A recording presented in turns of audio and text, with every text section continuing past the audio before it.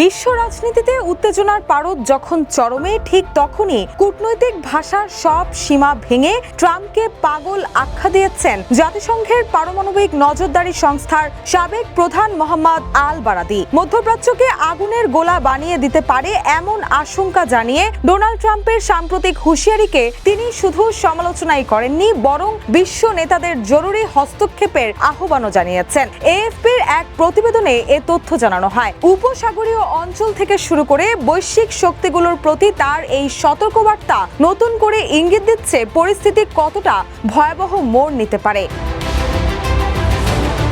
মধ্যপ্রাচ্য ইস্যুতে নতুন করে উত্তেজনা ছড়ায় ট্রাম্পের এক সাম্প্রতিক মন্তব্যকে ঘিরে। নিজের সামাজিক যোগাযোগ মাধ্যম ট্রুথ সোশ্যালে তিনি ইরানকে উদ্দেশ্য করে কড়া বার্তা দেন। ট্রাম্প বলেন, দ্রুত একটি চুক্তিতে পৌঁছাতে হবে, অন্যথায় হরমুজ প্রণালী খুলে দিতে হবে। সময় বেঁধে দিয়ে তিনি হুঁশিয়ারি দেন, মাত্র 48 ঘন্টার মধ্যে সিদ্ধান্ত না এলে পুরো নরক নেমে আসবে ইরানে।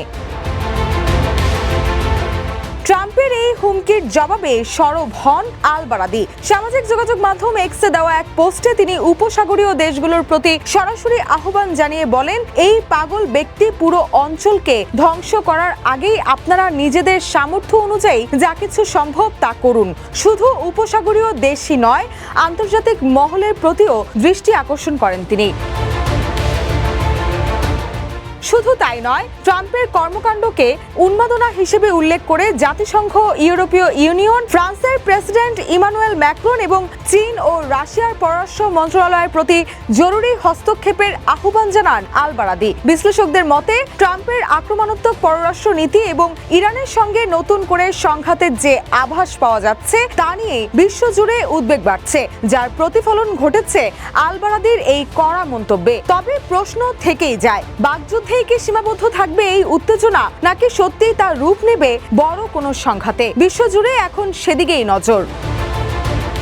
রুশা সুর, নিউজ ডেস্ক, ইত্তেফাক।